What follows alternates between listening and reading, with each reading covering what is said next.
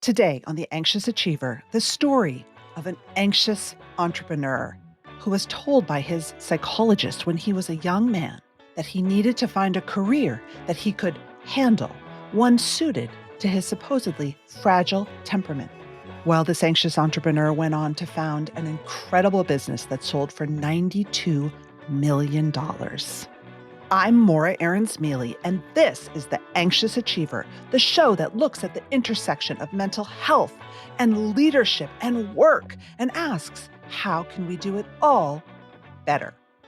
Josh Kilmer-Purcell is a self-described anxious entrepreneur, but his anxiety hasn't held him back. Instead, it's led him to have an approach to risk that built a 10-figure beauty and wellness brand. Josh and his husband, Dr. Brent Ridge, co-founded Beekman 1802, which grew from a goat farm in upstate New York to filling shelves at all the big beauty stores. Along the way, they won the amazing race and they built a business around kindness. Josh tells me, I had no role models growing up in the corporate world, no mentors who would talk about mental illness. Josh has lived his whole life with clinical depression and anxiety. And over time, he's come to appreciate the upsides of the pain behind having depression and anxiety. He says, I really did start to see anxiety as my superpower and my depression as a way to help me empathize with consumers. My conversation with Josh Kilmer-Purcell. Josh Kilmer-Purcell, welcome to The Anxious Achiever. I'm just thrilled you're here. Thank you. I'm so happy to be here. I mean, what you're doing is so important and so close to my heart. So I am just thrilled to be a part of it. Well, I have to tell you that we're both Harvard Business Review authors. And when Felicia, who is the head of PR at the press at Harvard Business Review, sent me your book, and she tagged the page where you say, anxiety is my superpower. And she's like, oh my God, you have to interview Josh. But I have to tell you that I watched your TV show when I was nursing my second son. Oh my gosh. In the winter. So it's like, I'm in a Boston winter, just hunkered down, and it's probably 3 a.m. and I'm watching your show and I loved it. I friggin' loved it. Oh It my was God. just like my dream. That is I think that's what our show was. It was like this little cult comfort food TV show for a certain amount of people. And I still, in my head, I can hear the music from the show and it calms me down. So I know. That's how I felt. Cause, I was, that period of early motherhood can be, it's a tough period, I bet, yeah. And you both are so charming. Oh, And thanks. so I'm excited. And then I was in LaGuardia a few days ago. Oh, And our I was like, store. oh my God, Yeah. there's this giant store in LaGuardia. Yes. We've Which grown is quite a so bit since cool. the TV show. Well, Yeah. you sure have. I actually looked up. So the last reported is you said you had about $150 million in retail sales. I don't know. This was Correct. probably a few years ago. Yeah. Yeah. And in 2021, you sold a majority stake for $92 million.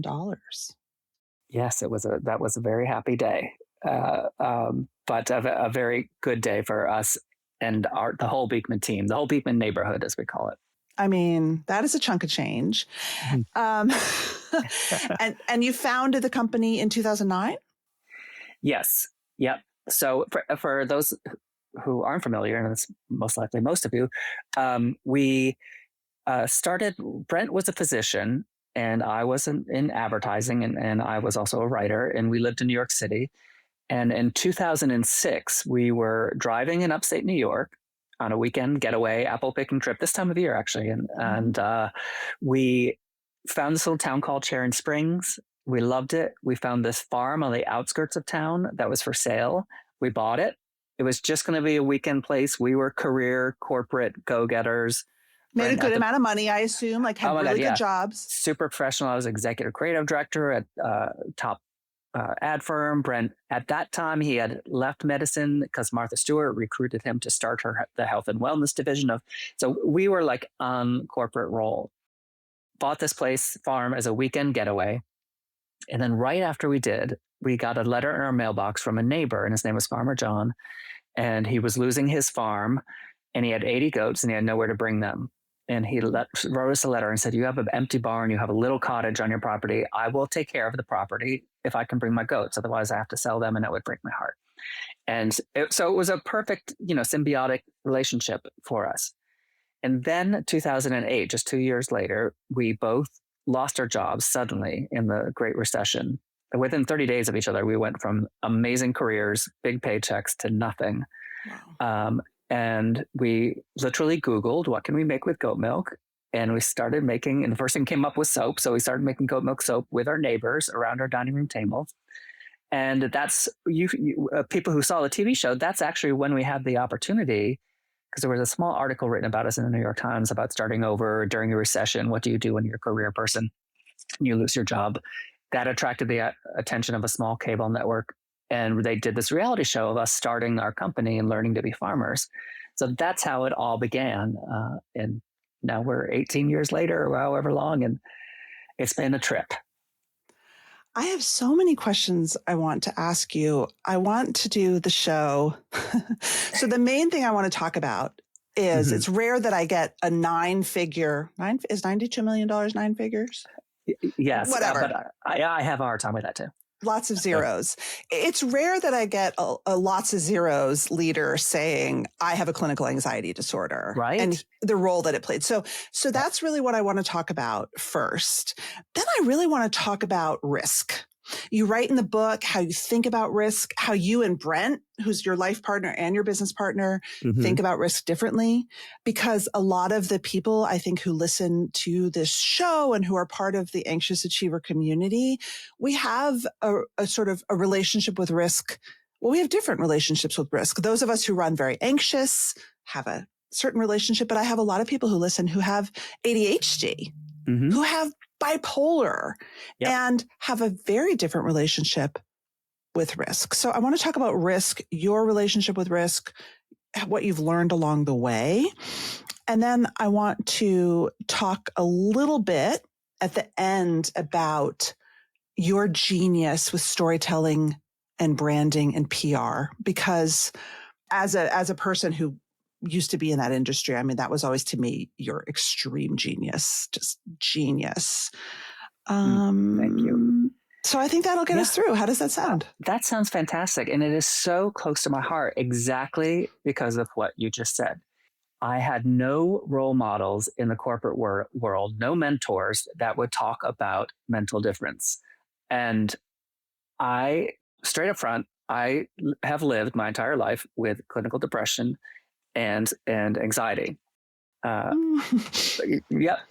And, since I was a kid, and it was never, ever talked about. In fact, when I had my first acute anxiety phase was in college. I always, had episodes as a child, but when I was diagnosed in college, I was told that I would have to choose a profession that I could handle. And so I was immediately limited in my mind because of my mental differences. Who told you that? A psychologist. And I mean, and in all fairness to him, it was a emergency phase of my life. And so he was most likely trying to comfort me, but that just stuck with me for a long time. So I went into my career thinking I was going to have to limit myself because of my mental differences. So then what happened? Well, I just over time, which I think that is one of the benefits of having mental differences, is you accumulate experiences that then inform how you interact with the world. So over time, I really did start to see anxiety as my superpower and my depression as a way to help me empathize with consumers. That depression for me, I believe it makes me extremely empathic to other people's conditions. And so that helped me, I believe, be a better marketer. And so in advertising, depression. That's how I feel it served me well. But really, it was that reframing of saying, like, these two things that are supposedly supposed to limit me actually can fuel me. That's when the realization that made me sort of get over that, that limitation in my mind. I want to talk a little bit about the depression. I think I've had a lot of guests who have said anxiety. I mean, to me, that is so resonant. It's the theory of my book, The Anxious Achiever. Very few people say nice things about depression because depression, well, it's the worst. Yeah, that's what people, because that's how we're trained to believe in it, right? And it feels terrible. Yeah, it feels, yes. And I will say here's the thing that changed my life with depression. And this sounds really awful every time I say it. I realized probably about a decade ago that I will never be happy. That sounds awful, doesn't it? It sounds like the worst therapy you could ever have. I mean, no offense, you're rich, you're successful, you have a successful relation. I mean, you've got everything. Yes. Doesn't so many people with clinical depression do have all those things or anything more. But I realized I will never be happy. And that freed me more than any pill or any therapy that I ever was in. Just freeing myself from chasing something that was not going to be. Now, I've since refined that. That was like that moment of clarity for me that freed me. But I've refined that into realizing I will never be happy like other people are happy. Mm-hmm. So I have contentment. I have feelings of perspective, content perspective that are good. But knowing that I'm never going to be happy like other people are going to be happy made me not expect miracles from pills, even though I still take them, not feel that there's something I'm missing in life I need to have. It's just that realization freed me.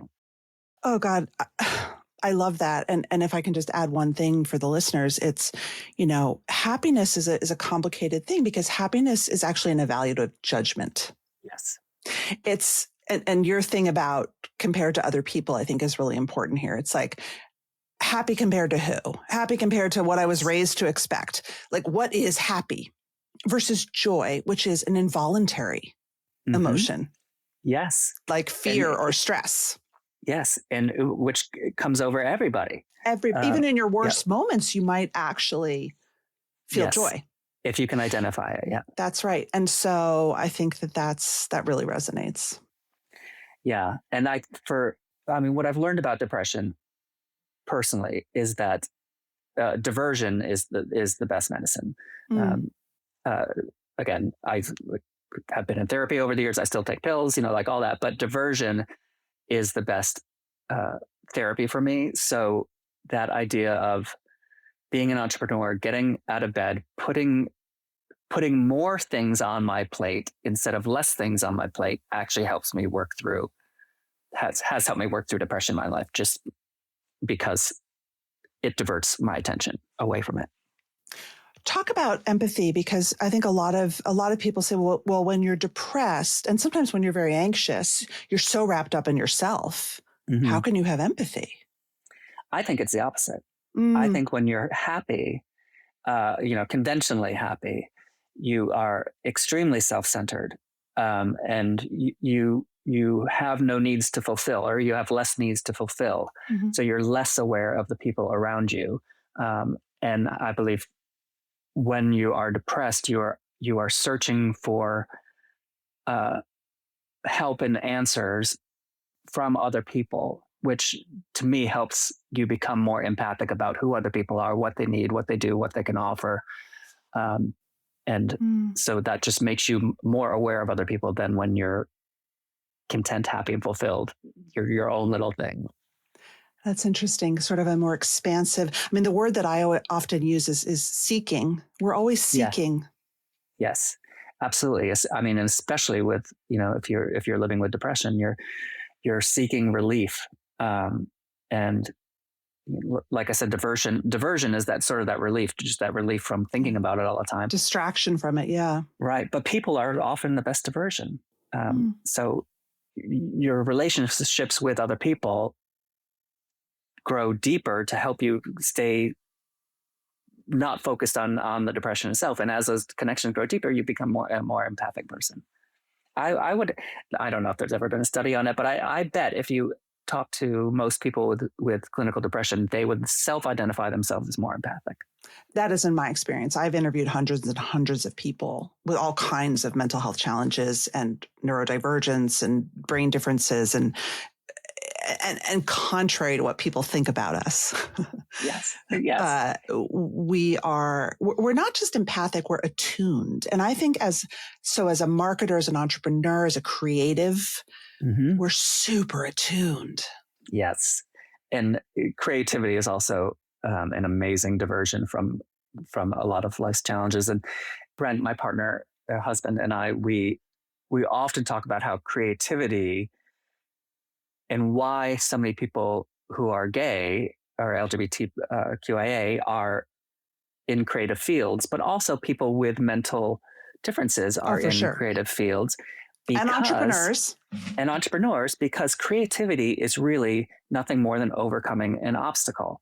That's what creativity is. You've got a wall, you have to think of a way around it. And all of those things we talked about, whether you're a minority or have a mental difference or have a new business that nobody else has tried before, those are walls that you need to think of ways around. And when those kind of things that everyone thinks are disadvantages become advantages. I've been LGBT plus gay all my life. And as a child, oh my God, the hoops I jumped through to try to convince people I wasn't gay or present to the world, to code to the world that I wasn't gay. That made me super creative. So now I think that's why a lot of gay people are in creative fields, because you're just really good at it. That really resonates. That's interesting. That's really interesting. It's the same with mental illness and mental differences of any sort. As a child, you're finding ways to get through it, novel ways that other people never have to search for. I think that's so true. I don't know if this resonates with you. I also have bipolar disorder, but for me, I always felt like if the world was in neutral tones for everyone else, it was in screaming colors for me all the time. Which was very energizing and yet also sometimes exhausting, but just different. Sure. Yeah. I don't have experience with that, but I can see how that being diagnosed with a bipolar issue is something, again, just like being depressed, you're being led to believe that you need to be happy in order not to be depressed. And the same, I'm sure with bipolar, people are like, well, you shouldn't be excited you shouldn't have highs or lows. I'm like, oh my God, everybody has highs or lows. You have to have highs or lows. The goal is not to get away from it. The goal is to manage it. Absolutely. So I took some notes here, which I just want to read out, because when you started your business, from what I read in your book, you were running from an outcome that you didn't desire, which was bankruptcy and not being able to pay the bills and all of that, as much as you were, it wasn't like you both said, we want to start this business. You were like, oh shit, what are we going to do now? And it emerged. The stakes were high. And I'm curious, as an anxious person, how you did it, how your anxiety helped you maybe and hindered you. And, what's helpful for folks right now, we're in a terrible job market. People are getting laid off. They're losing their jobs. They're worried AI is going to take their jobs. It's very unsettled. And so tell us your story and what could be illustrative. Yep. Well, two things. First, I think that a lot of anxious people believe they can't be entrepreneurs because the entrepreneurial world media that we consume says that we have to be Elon Musk's or Mark Zuckerberg's, or we have to risk it all. We have to gamble it all, take big swings, don't be afraid to lose, fail fast.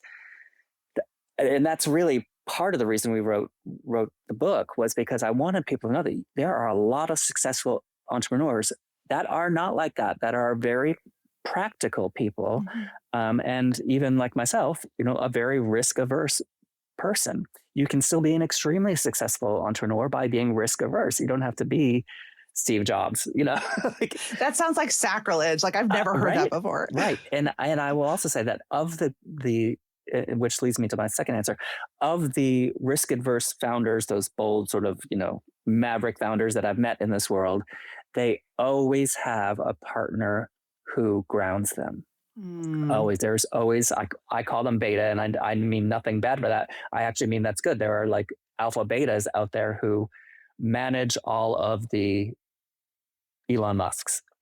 Well, he needs a lot. I feel like he has to have like he needs a better one, I think.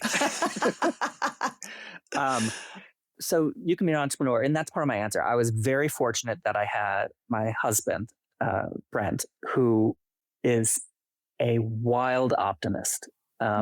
He is a risk taker. He's extremely confident in his own abilities, and it served him very well.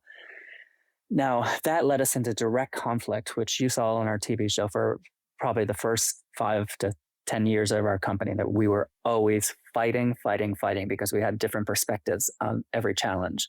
I saw everything that could go wrong. He thought everything, he was a magical thinker. Everything would go right. So we fought until we learned to really respect each other's perspective, until I was right enough that I saw, when he saw that I saw, when there were enough I told you so's on both sides, we started to respect each other. That sounds like marriage to me. Exactly. And it can be that way in business too. If you can find someone, if you're in a career and you're anxious and that that makes you very strategic because you see all the problems coming down the pike, find that overly confident person in your organization and partner with them.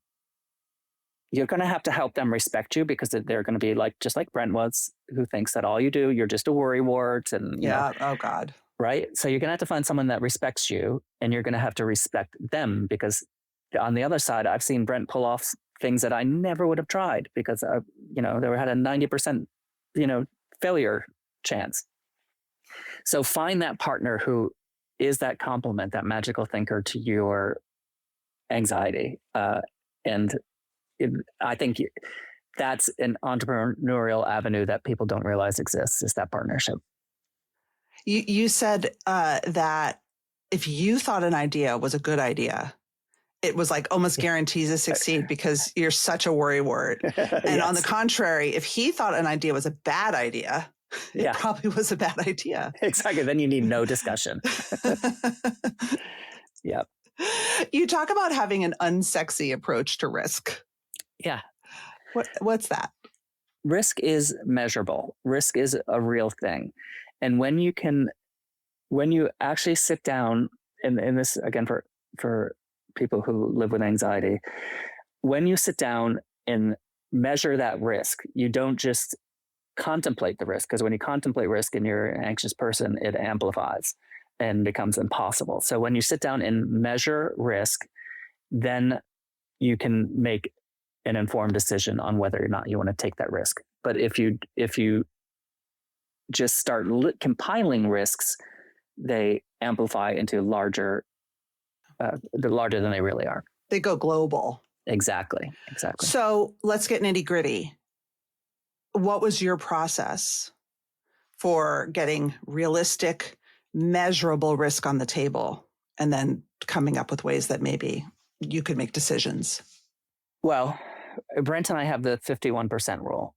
This helped us through our whole relationship, personal and professional, where whoever has the most passion about any decision gets to make that decision. It's not who has the skill set or has the most experience in something, which is how most people define or give advice for partners. They say, stay in your lane, do what you do best. And Brent and I have divided it by passion. So whoever is the most passionate about a decision has that extra 1%. The other person can't walk away. They still have to argue their 49%, because that is sharpening the results, sharpening the argument, sharpening the result. But the reason the person with the most passion has that extra 1% is because they are going to work harder.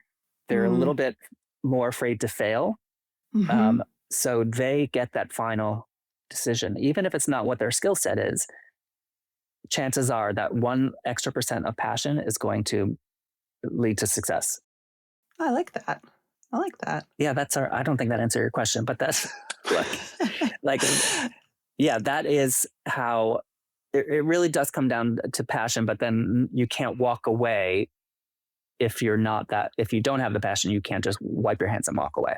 But I think you sort of talk about how you were conservative in the business. And I'd love to hear do you have a spreadsheet that you use? Do you come up with KPIs or metrics that say, well, if X happened, then Y would happen? Like, how do you literally contain the anxiety in a realistic way? Does that make sense? Yeah. So that you can make a decision. Like when you were first starting out, I'm sure you had to do things you were uncomfortable with.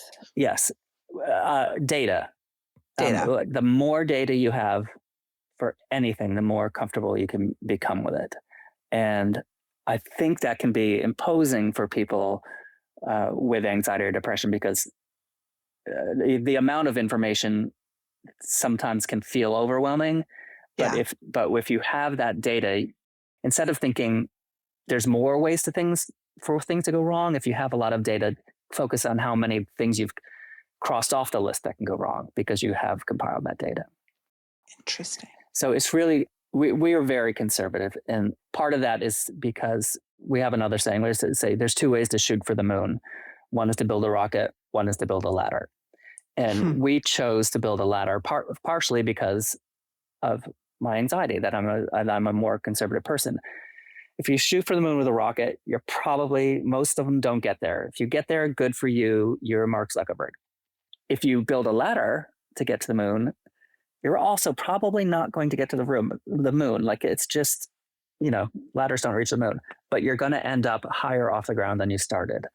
And so for us, that was more of a comfort to know that if we do things slow and conservatively, we're probably going to be better off than we know we'll be better off than when we started. We may not, hit all the heights we could hit, but we're going to be better off. And for us, that felt more comfortable. Interesting. Did you ever have a time, you may not have, but this is something I've experienced and I hear from a lot of my clients, where like you were so anxious about getting bad news in the data that you avoided it? Like maybe avoiding looking at your bank account or avoiding looking at metrics. For me, it's like I avoid looking at my listener downloads because I'm like, oh, it's going to be bad. And then I'm going to be a failure. And I just avoid it. Yes. Yes. At the same time, we know that's bad medicine, right? We know it is. Yeah, we know it is. And you give yourself grace to do it. Because you know that if you then look into that listener data, or you look into that there's a solution in there somewhere to whatever that bad news is. But I agree with you. And that's, I think, also part of the combination of anxiety and depression is you don't want to you're anxious. You want to know what those listener data are. You want to know what the sales numbers are, but you don't want to know because it could make you depressed. Exactly. So having the tools to deal with both, I think, can help with both. What were your tools, or what are your tools when you're feeling a little bit like, I don't want to do this, but I need to be brave, or I need to force myself? Like, what do you do? Again, sort of distraction. Like if there's something I really don't want to do, or if I'm afraid of doing, I carve out on the other side of it something that I do want to do, or something that I know will calm me. So if I have a bad day coming, I schedule a good day after that, so that I can get through those things I really don't want to do. I don't like doing appearances. I am not a public person, yet I am the most public. We're on live TV on QVC and HSN hundreds of hours a year. We do appearances. I do not like that. So I schedule days after it that I look forward to, so that I know when I do these. And here's the tricky little thing. I think I hate doing it, and then I start doing it, and I'm like, oh gosh, all these people around me are making me feel better. I know. But that is the lie of depression and anxiety. That is the lie. It's like, I have to stay in my little hole because I'll feel, and then you get out of it and you're like, oh, this is great. Yeah. There's a Wallace Stevens poem, Let Be a Finale of Seem, which is basically fake it till you make it. But it is true. When I am at an appearance and I'm around people, I'm happy to be around people. But you just can't, getting yourself out there is the hard part.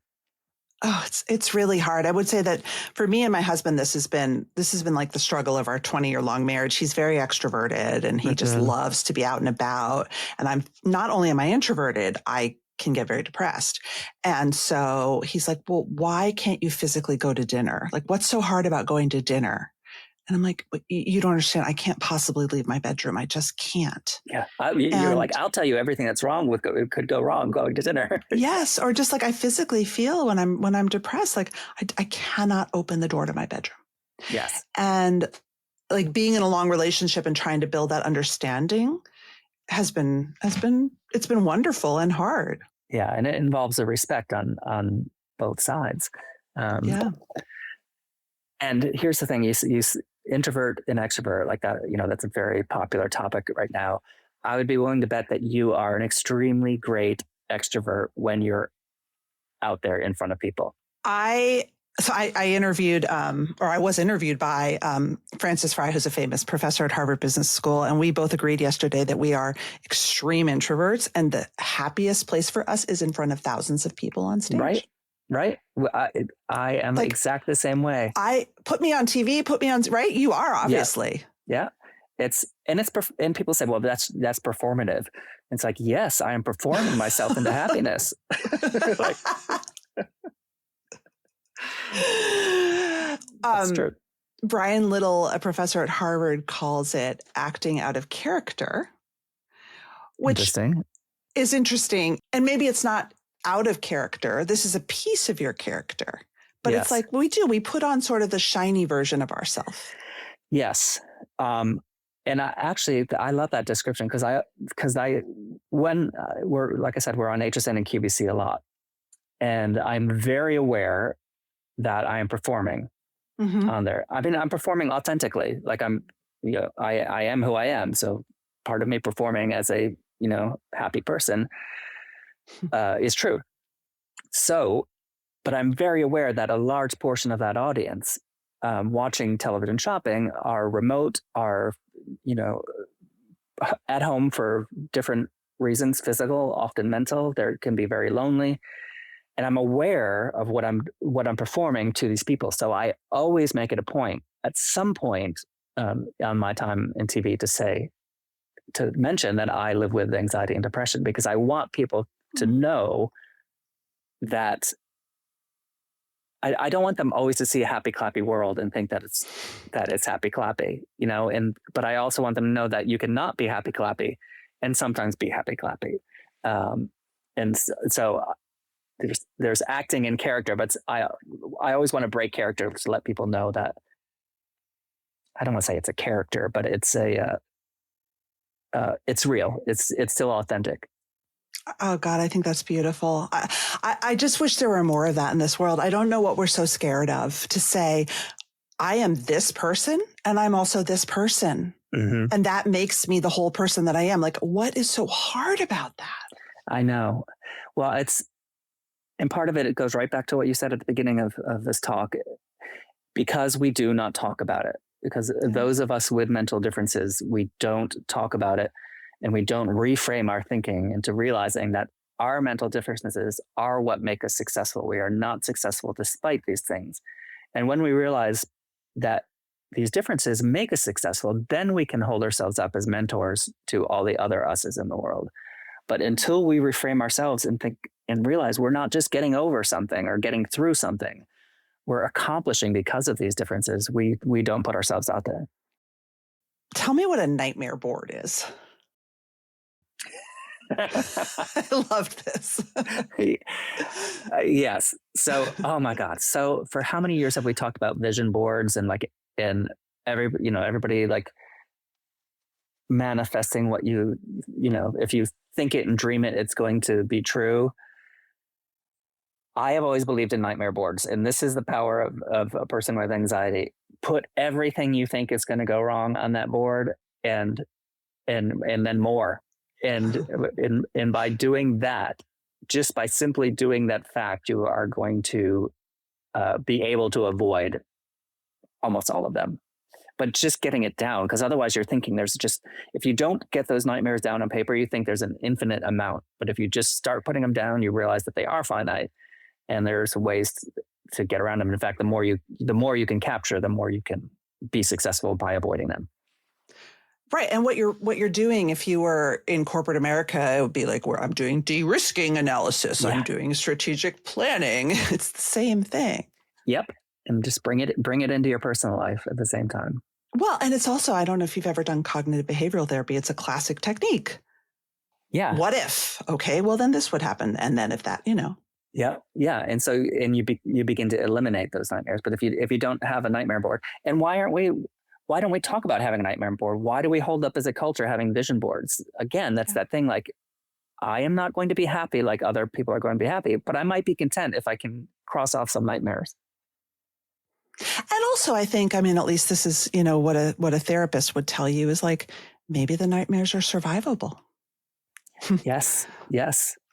And if you're someone who only has a vision board, you don't see the nightmares coming, and you're going to have them. I know. I just love it. I love it. I was thinking, oh my God, what would be on my nightmare board? I think that's going to be my weekend project. The other thing I want to talk about, and then I want to shift more into sort of your genius with storytelling and branding. You had a funny note in a chapter, and it was about feeling jealous or feeling envious. And, this is another, I've done episodes on this, very, very common human emotions that, again, we never talk about, especially as adults. And you said something funny, which is that a lot of the, I guess, millennials in your office started getting these Glossier, the makeup and beauty brand, these Glossier pink boxes delivered at work. And you were like, why are they all getting, and then you would read about Glossier and it was all these glowing headlines and you got a little bit like, well, wait a minute, what about, feeling a little bit, talk about that experience and what that taught you, as a business person. Well, I think one of the things, Brent and I, because we've been in business now for 18 years, we've had a lot of those envious moments of other brands. What's interesting is how many of them have not lasted. So, Glossier is still around, but there were so many of these companies. Had stumbles, though. It had a major stumble, and it's now coming back. But yeah, so I'd be like, what are they doing right? Why are they succeeding where we're not succeeding? And to be super envious of them. And then, a few months later, they were bankrupt or gone. So for me, that realizing that don't be envious of their success, try to figure out what achieved that success, and then what part of that success can you apply to the project you're working on. Don't try to copy what they're doing. Figure out the components of what they're doing and apply them to what you're working on now. Yeah. And use all those empathy skills that we were talking about at the beginning and noticing skills, right? Because it can feel threatening. Like for me, if I see someone who talks about similar things, but they're, have X many million followers. Like I think about someone like Mel Robbins, for example, who people are always like, you should be more like Mel Robbins. Do you read Mel? And for a long time, I couldn't bring myself to watch Mel Robbins. I was it made me feel so bad about myself. Okay. Yes, completely. Well, and so talk to me now. I want to know, like, how did you get through that? Well, I'm just starting. I have to admit, I'm just starting, and I'm reading her book, and again, trying to be like, God, she's so successful. What can I learn from her without all the pressure of I'm never going to be Mel Robbins? Mm-hmm. That's the rub. It's like it's getting from what's so bad about me that I can't achieve that to what can I learn? That's the reframe. And that's actually interesting to me now, because one of the things I'm working on, and maybe some of your listeners are reaching this point, I'm nearing retirement. My friends and colleagues are nearing their retirement age. And we're seeing this, what I'm seeing, I'll see somebody on LinkedIn, post that they're retiring. And everything that comes after that is like, oh, I can't wait for your next chapter. I can't wait to see what you do next. And we, as a culture, we have this constant striving is like what we have to do next.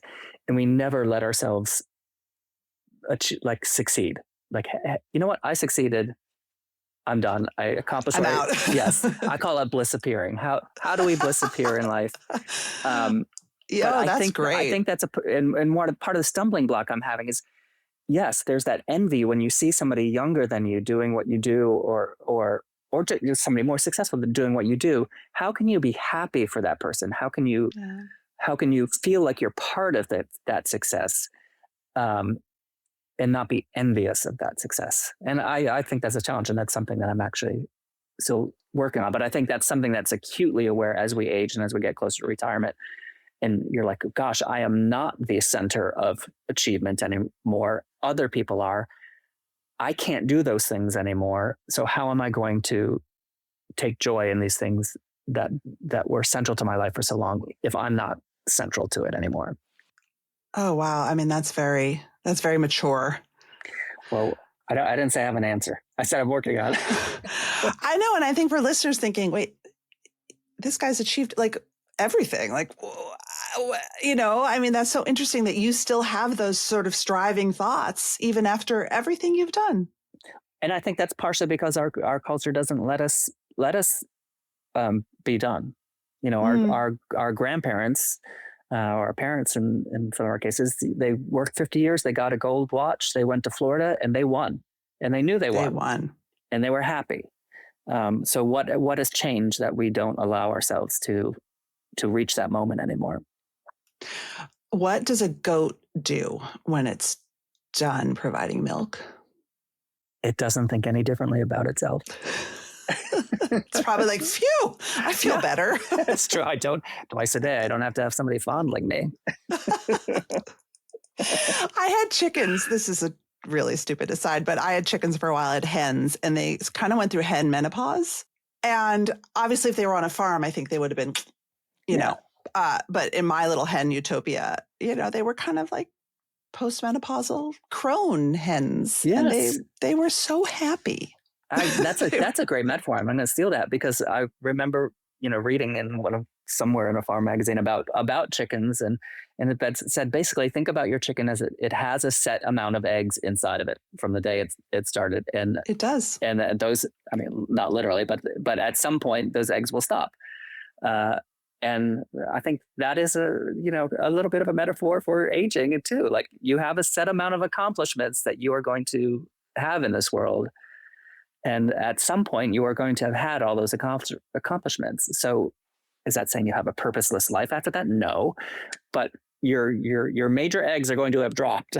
So, how are you then going to enjoy the rest of your life and not be envious of those still laying eggs or worry about what you're supposed to do next? Yes. And I will say, as someone who's acutely interested in studying women who've gone through menopause and come out the other side, they're living their best lives. Yes, absolutely. They are free. They DGAF. And so I think there's something really inspiring there too. Yeah. And we have to hold that up. We really do. Mm-hmm. Yeah. Okay. Sorry. That was a little aside. It's not the chicken or the egg. It's the chicken or no eggs. No eggs. My crone chickens. You come from a storytelling background, obviously, creative director, writer. When you were starting Beekman, how did you think about that? Because you said you got a little article in the New York Times. That's really hard to get. Mm. You had the show. You were on The Amazing Race. You won it. Mm-hmm. What role and how did you guys think about your brand and the storytelling as you evolved? Because that's risky. That doesn't feel in character of the nightmare board. And so I think that's a wonderful part of it. Well, I think the ultimate nightmare is always that you're going to have more nightmares. It's like, having 3 wishes and wishing for another wish. It's like the opposite of that. It's so for me, the fear of failure was always so much greater than the fear of taking risks. As much as I hated taking risks, the fear of failure was the driver. And I really, even looking back today, I have a hard time remembering those early years of the business when we were out in front all the time, Yeah. taking risks all the time. That was horrible. But the option was worse. The option was losing the farm, losing our jobs, losing our apartment in the city, losing everything. So that's what kept me going. Storytelling, I think I learned as a child, and as part of what we talked about earlier about being creative, is I realized that I can get around most any obstacle by telling stories, which sometimes is, my mother would say it was fibbing, but it was creating an engaging enough story to get people on my side. Yes. So me, little gay kid in Wisconsin, trying desperately to have friends, had to find ways of telling my own story that fit in with them, to get around that thing that could never be mentioned. So storytelling to me has always just been that creative way of getting around an obstacle. And when you're starting a business, that's all you're doing is getting around obstacles. That's what entrepreneurialism is. So being able to tell stories gives you an audience. And when you have an audience, you have customers. Why did you decide to? I mean, so first of all, you're the second Amazing Race winner I've had on the Anxious Achiever. I had the Holdernesses. Oh, yes. Yeah. Who the family, also, right? Yeah. So they won, and Penn wrote a book about having ADHD, and Kim has clinical anxiety. And they talked about that interplay too, and how, so maybe there's something in it. Oh my God, the anxiety is so good on the race. Well, tell me, why? Oh gosh, because I mean, when you can see everything that can go wrong, and people are trying to make things go wrong for you, like that's the ultimate competitor right there. Yeah, that's funny. Yeah, I would bet somebody should do a study on how many winners of the Amazing Race live with anxiety. Oh God, I would love to do that. That's awesome. That's a great idea. Yes. What about that decision felt like a smart business move for you? The Amazing Race? Yeah. Well, we weren't sure that we would do it because, again, on my nightmare board, the gay middle-aged team never wins. Any reality TV show. They're in there to be campy and tell a few jokes and then get out of the way for, the all-American whatever team. So the nightmare board was like, we shouldn't do this because we're just going to be there as a joke and we won't win. So knowing that going in, Brent and I said, we are not going to be the campy gays that they want us to be. We are going to be the strategic leaders that we know ourselves to be. And so that was, that was how we approached the race. Well, just the basic knowledge of having an audience of 11 million people every week is going to help a fledgling business awareness. But on the race, you can't interact with the racers until the race begins. So they don't know your names or anything until that starting gun goes off. And Brent and I always introduced ourselves as the Beekman boys, not as Josh and Brent, so that the word Beekman came up through the whole, 12 episodes, and just for that brand awareness. That is really smart. Yeah. I don't think most of our competitors on that season that probably still don't know our names. Gosh, that's really smart.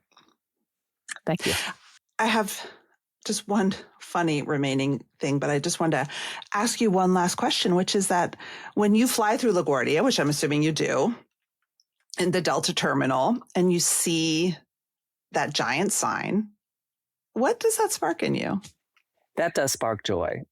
But I have to remind myself constantly for all of our achievements to stop and say, this is special.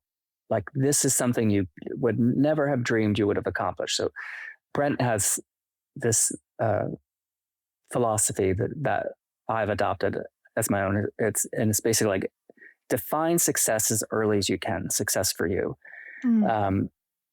And success for both of us was basically not having economic anxiety, acute, like we both grew up lower middle class to poor.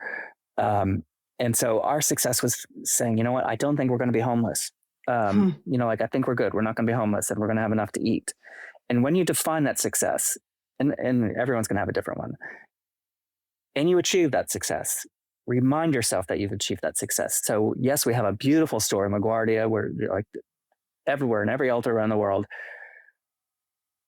but not wanting 2 beautiful stores or 3 beautiful stores. If it happens, great. But really every once in a while stopping and saying, we have achieved our goal of success and we're not moving that goalpost. Your goalpost may be, you want to be Elon Musk billionaire. That's a perfectly fine goal. But I think, even he or even billionaires, when they reach it, they want more, or they are unhappy because they don't have more. So really setting that goalpost and not moving it is so important, I think, to contentment going forward. I love that. I hear you saying define what enough is and try to stick to it. Yeah. And enough is totally different for many, many people.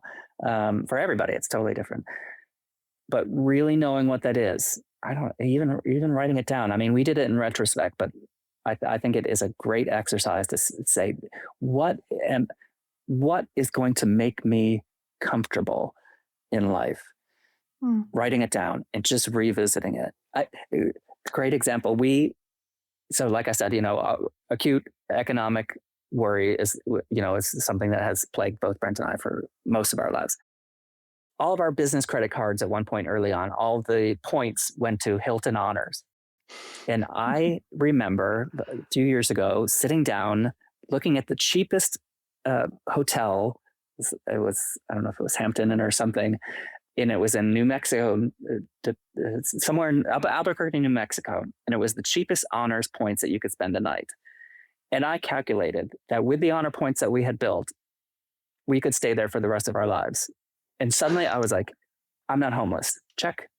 And it was, but that, that's how people think about their worst fears. But once you can check off that worst fear, just be done with it. Well, and you did what your advice was. You used data. Yeah, exactly. Yeah, that's right.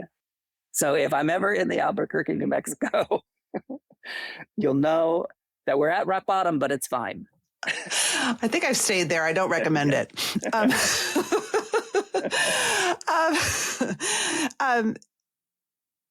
The last thing is about kindness. Kindness is a theme in your company. It's on your website. It's in the book. Kindness is, again, one of those words that I think sounds a little trite. Right. To a lot of us, especially those of us who run a little cynical. Yeah. Why kindness? Again, back to data, back to science. So I think we all, especially anybody who's empathic, well, anybody really, I think we all know that kindness generally wins the day. But the stories that we're fed of leaders, especially, are ruthless. You have to do whatever you have to do to get ahead. So somehow in our culture, we've defined winning as being ruthless and cutthroat and, everyone else be damned, self-centered. For sure. But we know that the people who are kind generally wind up happier, on top, successful. So Brent and I have sort of made it our mission to, again, use data. We fund kindness.org. We funded the first scientific study that scientifically validated and could measure kindness. So it's a kindness quotient, a series of questions validated by Harvard and Oxford that can measure kindness in an organization. So one of the things that we're doing is, we've had Nestle, we've had Ulta Beauty, organizations take the kindness quotient, and we are proving that those organizations that score a higher kindness quotient have more success than those who don't. We've already proven it on individual worker levels. At Beekman, people have their KPIs set for them, and the ones who score higher on the kindness quotient have performed better towards their KPIs than those who are lower on the kindness. So for us, yes, kindness is a very squishy word. It's also our main brand value, core brand value. But when you measure it, you can prove that it actually is a strategic advantage. That's awesome. And I also want to give a plug for Dr. Bonnie Hayden Chang, who's been on the show. She's a professor at Hong Kong University, and she's written about kind leadership and has lots of amazing data about why being a kind leader, which isn't the same as being a nice leader. Very different. Very different. Is one of the strongest things we can be. Absolutely. I think we know that in our hearts, but nobody's ever been able to prove it. So that our goal is to really prove it. And I look forward to reading her research. Oh my God, kindness.org. Yes, that's the organization we work with. Awesome. Okay, can I ask you one more question? And it's wildly just in our remaining 2 minutes. I want you to talk about, so I've always had rural fantasies. I grew up in upstate New York as well, riding horses. And my husband and I actually bought a farm during the pandemic. And then we unbought it 5 days later because we realized, oh my God, this is very overwhelming. I know a lot of listeners out there think often, I just want to give it all up and move to the country and have goats. What advice do you have for us? Okay. If you're trying to make a living farming, it is as impossible as you've ever heard. Like, it is the most complicated business in the world. So first of all, take rural and business and put that aside. Okay. It's not going to happen. But my mother told me something once and that really stuck with me. She said, some people learn about the world through people, and some people learn about people through the world. And I think there are two very different types of people. You either surround yourself with people and you realize what the human experience is through other people, or you surround yourself with nature and you realize what the human experience is with nature. So I think, think about where you draw more inspiration and more knowledge from, and chances are that's where you belong. Oh God, that's beautiful. That's a great place to end it. Thank you. Thank you so much. This was just a joy. Thank you. Likewise. And again, I so appreciate what you're doing. Same. That's it for this week's show. If you like the show, follow us and tell your friends. And please leave us a review. It really helps the anxious achiever get found by people just waiting for our content. I'm your host, Maura Aarons-Mele. Lots more to come in the next episode.